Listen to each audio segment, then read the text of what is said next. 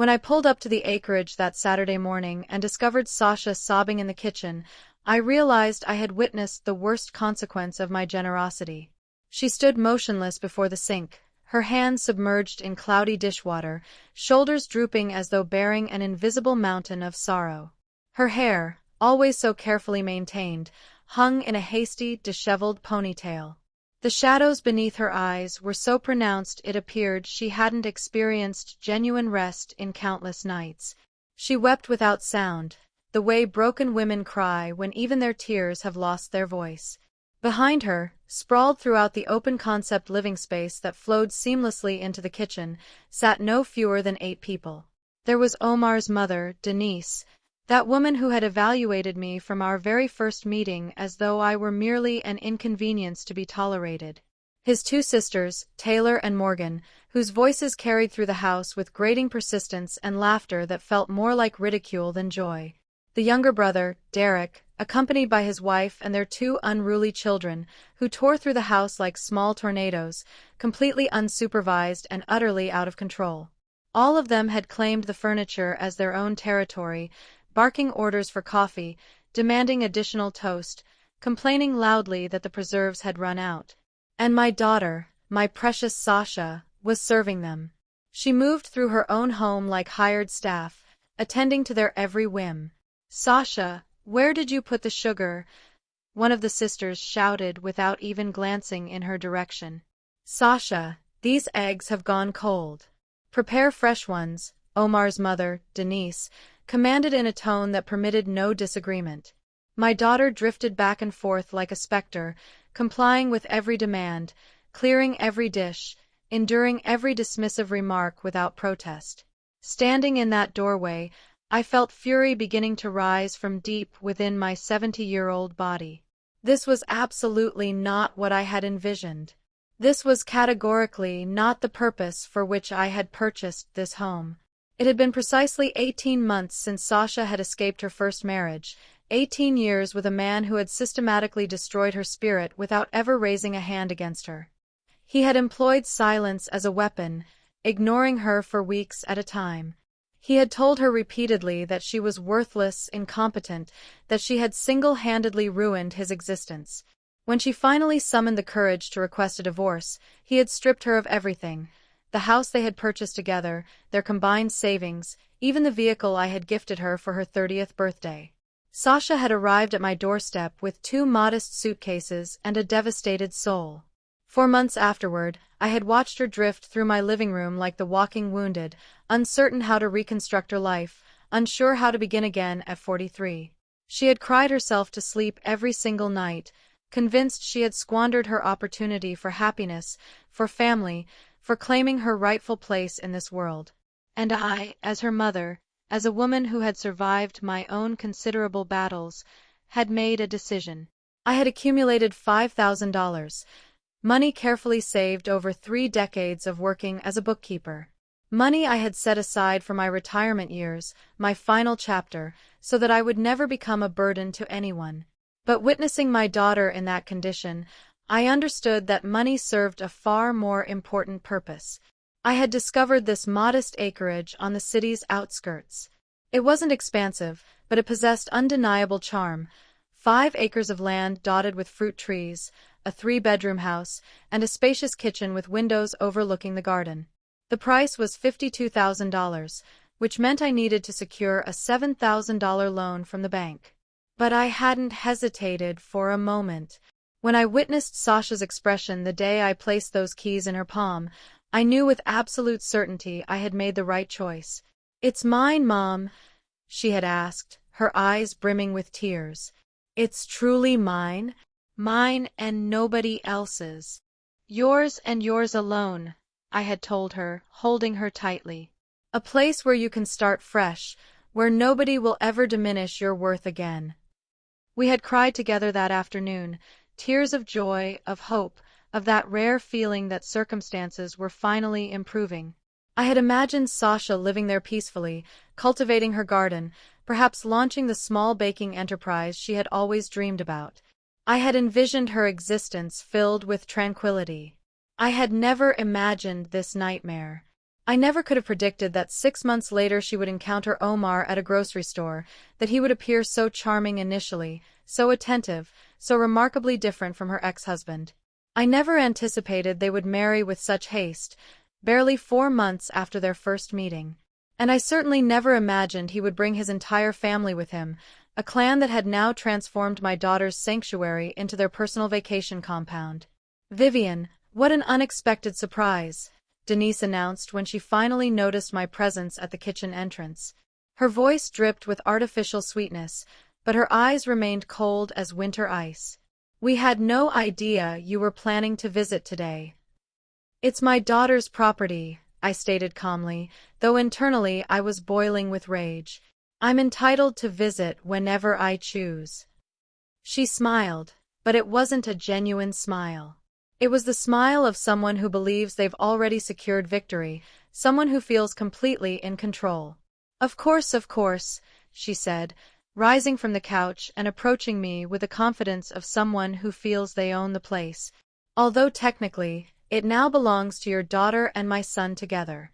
They're married, after all. What belongs to one belongs to the other, wouldn't you agree?" I felt my skin prickle with indignation. This woman knew exactly what she was doing. She knew precisely which buttons to push. "Sasha," I called out, refusing to break eye contact with Denise, this viper dressed in respectable clothing. "Come here, please." My daughter looked up from the sink. Her eyes were bloodshot and swollen. She regarded me with a mixture of relief and fear, as though my presence might simultaneously save her and make everything worse. "I'm occupied, Mom," she said, her voice cracking. "I need to finish cleaning up from breakfast." "Let someone else clean it," I said firmly. "Come here immediately." Denise laughed, actually laughed in my face as though I had delivered the most amusing joke imaginable. "Oh, Vivian, don't be so theatrical. Sasha is simply helping with household chores. We're family, aren't we? Families assist each other." I surveyed the room deliberately. Omar's two sisters were draped across the sofa, eyes glued to the television with their feet propped disrespectfully on my daughter's coffee table.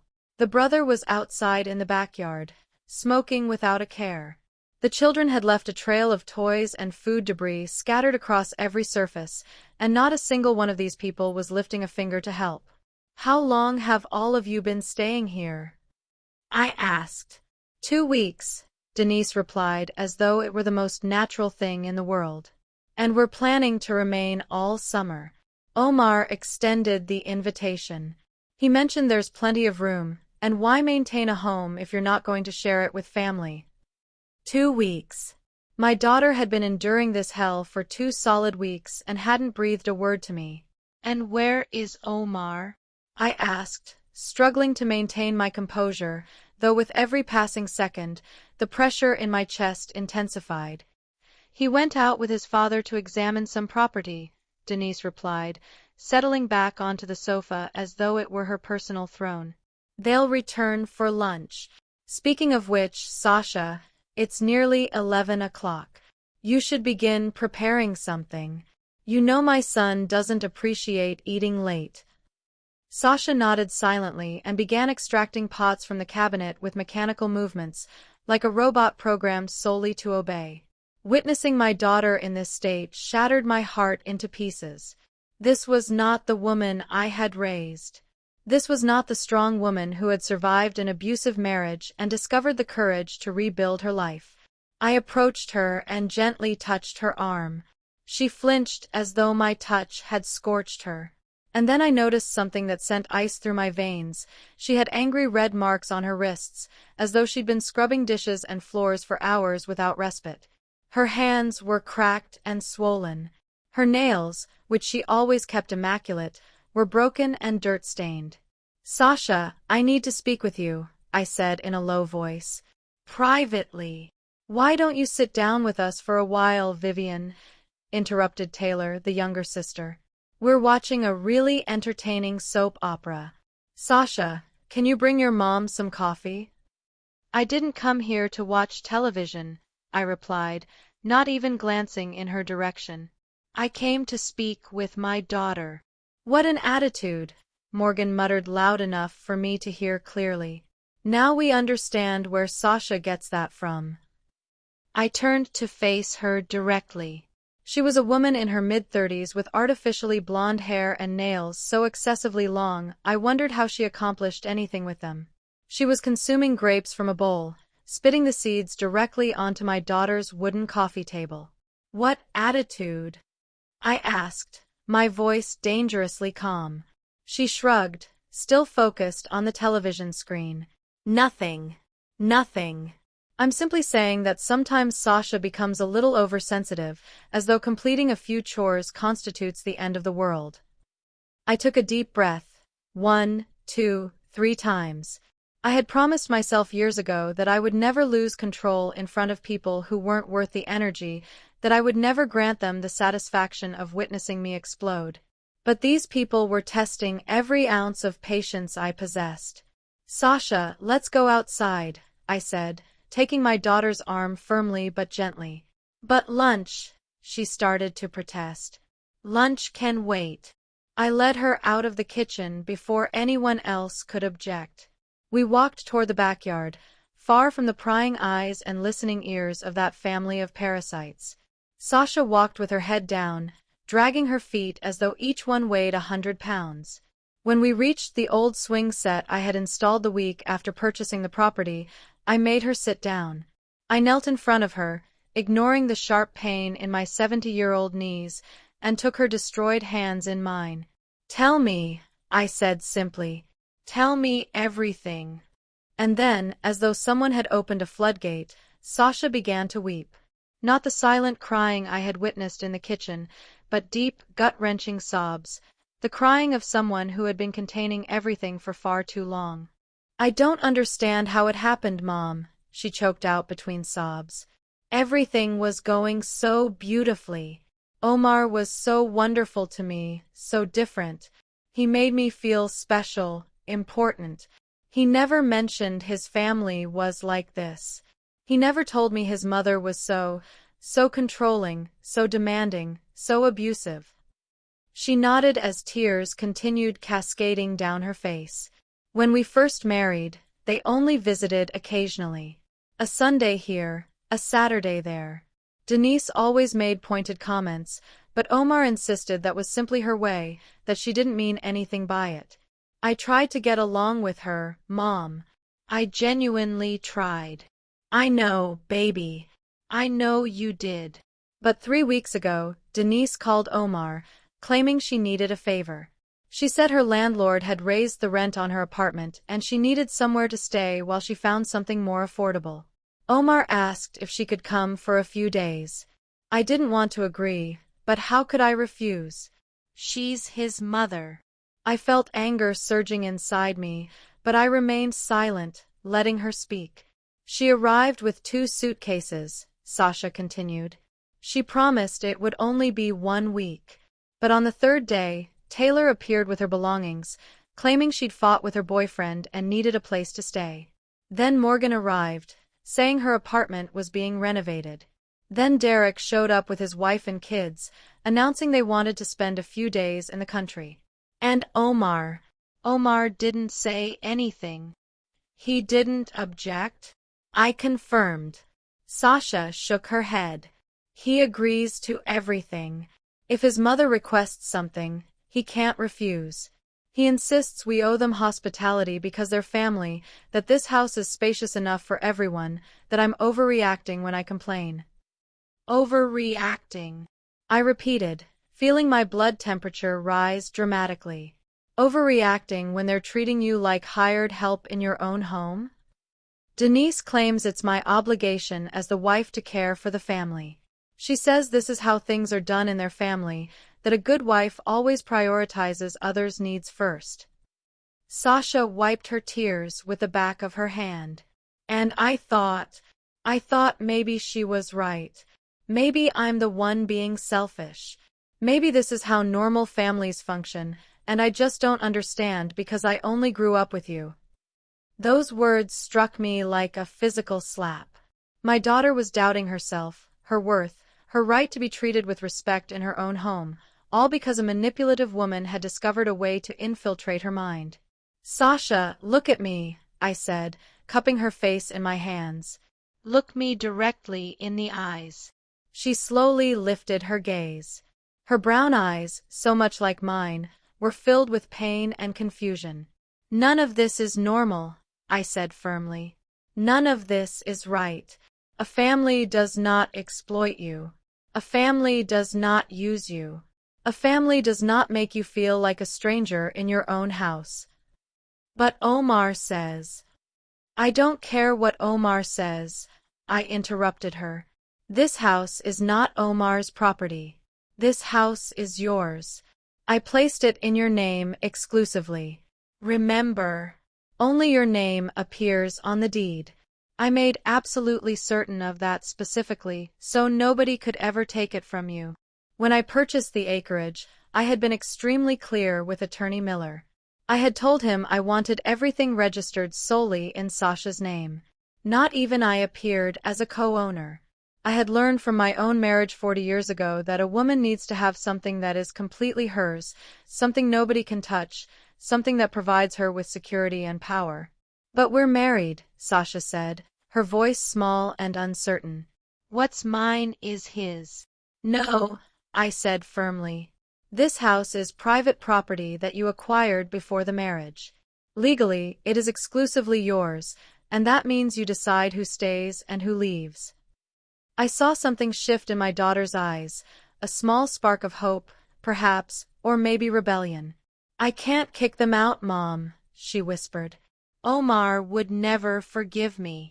"And is he forgiving you for being miserable? Is he forgiving you for crying in your own kitchen? Is he defending you from his family?" Silence. A silence that communicated volumes. "Where are you sleeping, Sasha?" I asked suddenly, a question that had just crossed my mind. She lowered her gaze. "On the small sofa in the living room." "And your bedroom?" Denise said she needed a comfortable bed for her back problems. And since the master bedroom has the newest mattress. I couldn't listen anymore. I stood up from the ground with a determination I hadn't felt in years. "Get up," I told Sasha, extending my hand. She looked at me, confused, quickly wiping the last tears from her cheeks. "What are you going to do, Mom?" "I'm going to remind those people whose house this actually is." I walked back toward the kitchen with Sasha following closely behind me. I could feel her trembling, probably terrified of what might happen. But I had made my decision.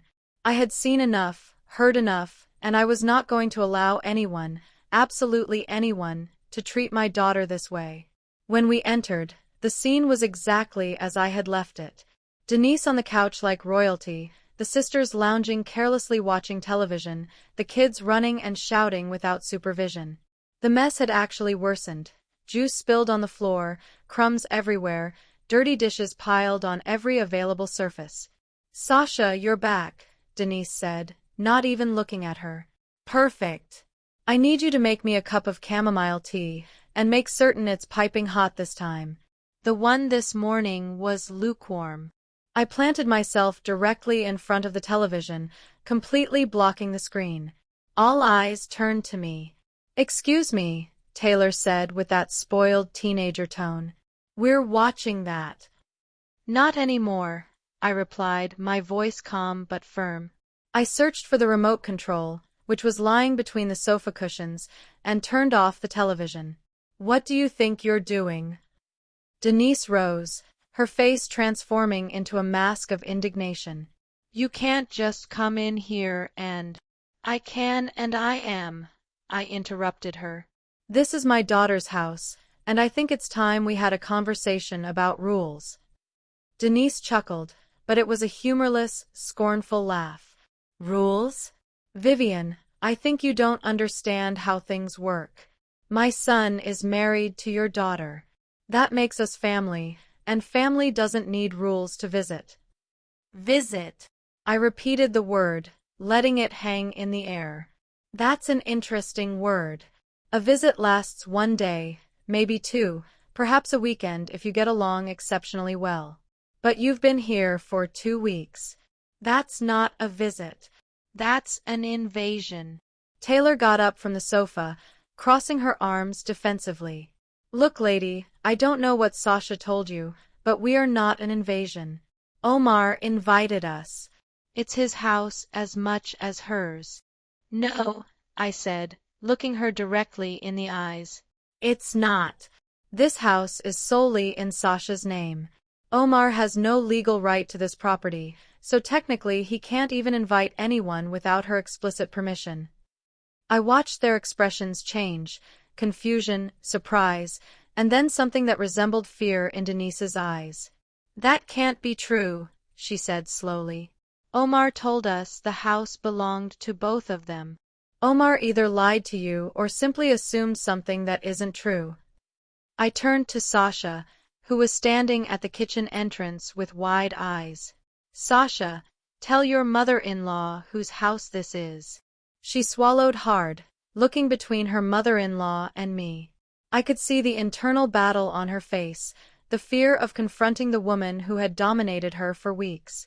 But then something shifted. I watched her shoulders straighten slightly, her chin lift barely an inch. It's mine, she said, her voice shaky but audible. My mother bought it for me before I met Omar. It's only in my name. The silence that followed was dense, oppressive. Denise looked at both of us as if she were frantically recalculating the entire situation. I could see the gears turning in her head, searching for a new strategy, a new way to manipulate things to her advantage. Well, she finally said with a forced smile, that doesn't change anything, does it? Sasha wants us here. She's so sweet, so generous, not like some other daughters-in-law I've known who are selfish and petty. She understands the value of family. She was using the oldest weapon in the book, guilt, making it seem like any objection from Sasha meant she was a bad person, a bad wife, a bad daughter-in-law. Sasha, I said, keeping my eyes fixed on Denise, do you want these people here? There was a long pause. All eyes were on my daughter. I could see her struggling with the answer, how years of conditioning from her first marriage told her she had to be nice, that she had to please everyone, that saying what she really thought would make her a horrible person. Sasha began, her voice weak. The truth, baby, I said softly. Only the truth. She took a deep breath, and when she spoke, her voice was stronger. No, I do not want them here. Denise gasped as if she had been physically slapped. Taylor and Morgan looked at each other with expressions of shock. Even the children stopped running for a moment. You cannot be serious, Denise said. After everything we've done for you, after accepting you into our family, after my son saved you from being a divorced, lonely woman. And there was the true face of this woman, not the sweet, manipulative tone, but pure venom. Saved, I repeated, the anger finally finding its voice. Your son didn't save anyone. Sasha didn't need saving. She had her own house, her own life. If anyone benefited from this marriage, it was him. How dare you? Denise took a step toward me, her eyes burning with fury. My son is a good man. He works hard. He pays the bills for this house. What bills? I asked. The electricity, the water? Because I imagine with 8 people living here, those bills must be pretty substantial lately. She opened her mouth to reply, but closed it quickly. I had hit a nerve. Sasha, I said, turning to my daughter, who has been paying the utilities since they arrived? She looked down. I have. Omar says his money is tight this month because he's saving for a project. And the food. This house was fully stocked when I last visited 3 weeks ago. Now I see the pantry is almost empty. I did the grocery shopping, Sasha admitted. 3 times this week. Nearly $800 in total. $800. My daughter had spent $800 feeding this family of freeloaders in 2 weeks. And have they contributed anything? I asked, though I already knew the answer. Sasha shook her head. I turned back to Denise with a cold smile. So, let me see if I understand correctly. You all came here, moved into my daughter's home, have been eating her food, using her utilities, sleeping in her bed, and on top of that, you've turned her into your personal servant. And all this without paying a single cent. We are family, Denise repeated, but her voice sounded less certain now. Family doesn't charge each other. You're absolutely right, I said, nodding slowly. Family doesn't charge, but family also doesn't exploit. Family doesn't humiliate. Family doesn't turn your home into your prison. This is ridiculous, Morgan intervened, standing up from the sofa. Mom, you don't have to listen to this. When Omar gets here, he'll put these two in their place. Omar won't do anything, I said with a certainty that surprised even Sasha, because by the time Omar gets here, you won't be here anymore. The room went completely silent. Even the children had gone still, sensing the tension in the air. What did you say? Denise asked slowly, dangerously. You heard me, I replied. It's time for all of you to pack your bags and leave. Denise looked at me as if I had lost my mind. Then she let out a dry, humorless laugh full of contempt. You can't kick us out, she said, crossing her arms. This is not your house, Vivian. It belongs to your daughter and my son. And as far as I know, my son has just as much right to be here as anyone.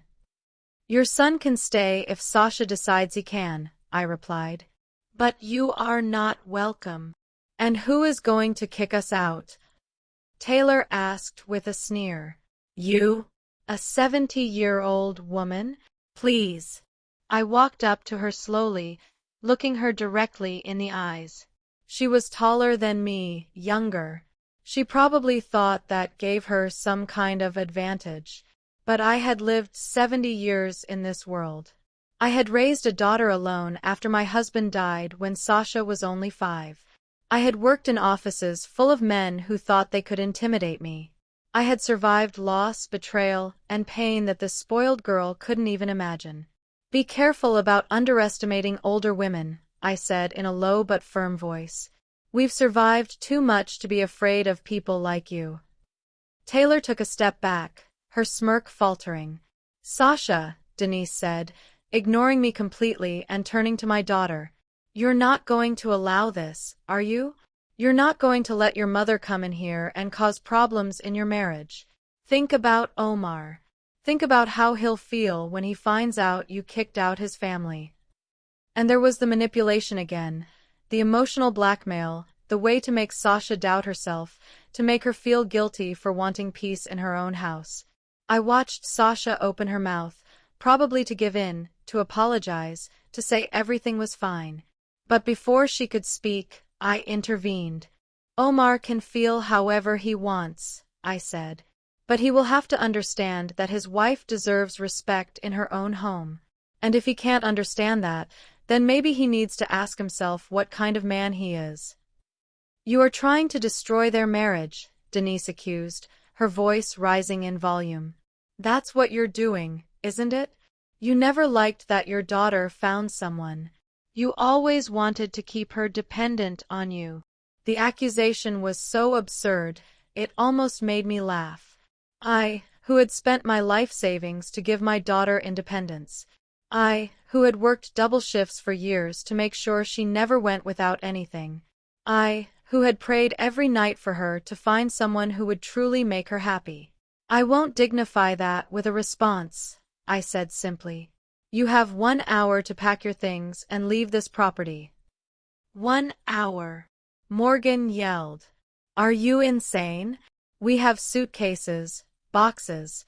The kids have toys all over the house. Then I suggest you start now instead of continuing to argue. Derek, who had been quiet all this time smoking outside, finally walked in. He was a stocky man in his 40s with a beer gut and a perpetually bored expression. "What's going on here?" he asked, looking between his mother and me. "This woman is kicking us out," said his wife, a thin woman with a shrill voice who hadn't spoken until now. "Can you believe it? She's kicking us out." Derek looked me up and down, evaluating me. I could see the contempt in his eyes, the way he assumed he could intimidate me just because he was a man, just because he was physically bigger. "Ma'am," he said, his voice trying to sound threatening, "I think you're a little confused. This is my brother's house, and we are my brother's guests, so you have no authority to tell us anything." I pulled my cell phone out of my pocket. A simple gesture, but one that made everyone tense up. "What are you going to do?" Denise asked suspiciously. "Call the police? Don't be ridiculous. They won't do anything. We haven't committed any crime." "I'm not going to call the police," I said, dialing a number I knew by heart. "I'm going to call my lawyer." I watched their expressions change. Lawyer, that word has power. It has weight. It means legal consequences, documents, official things that can't be ignored or manipulated with sweet words. The phone rang twice before he answered. "Vivian, what a surprise." How are you? "Hello, Attorney Miller," I said loudly, making sure everyone could hear. "I need you to clarify something about the deed to the acreage we purchased for Sasha last year. The house is solely in her name, correct? Her husband has no ownership rights, correct? It is private property acquired before the marriage. It is completely in her name." "It is completely in her name. Why? Is there a problem?" "There are people on the property who refuse to leave when asked to do so.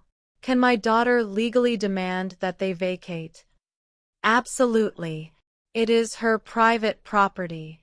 If she asks someone to leave and that person refuses, that constitutes trespassing. She can call the police and they will have to escort them off." I looked at Denise as she listened to every word coming from the phone. Her face had gone pale. "And if they are relatives of her husband?" I asked. "It doesn't matter. The law is clear. Private property means the owner decides who can be there and who can't. The fact that they are related to the husband gives them no legal rights whatsoever." "Perfect. Thank you very much, Attorney Miller. I'll call you if I need anything else." I hung up the phone and put it in my pocket. The silence in the room was absolute. "Did you hear that?" I asked, looking at each of them. "If you are not off this property in 1 hour, Sasha is going to call the police. And believe me, you do not want that to happen. Police officers are not kind when they have to remove people who are trespassing." "This is unbelievable," Denise muttered. "Absolutely unbelievable. Wait until Omar hears about this. Wait until he knows his own wife kicked his family to the curb." "Omar is free to have his opinion," I said. "But this is the reality. His family has abused Sasha's hospitality. They have turned her home into their personal hotel. They have spent her money, occupied her space, and treated her like a servant. And now that is over."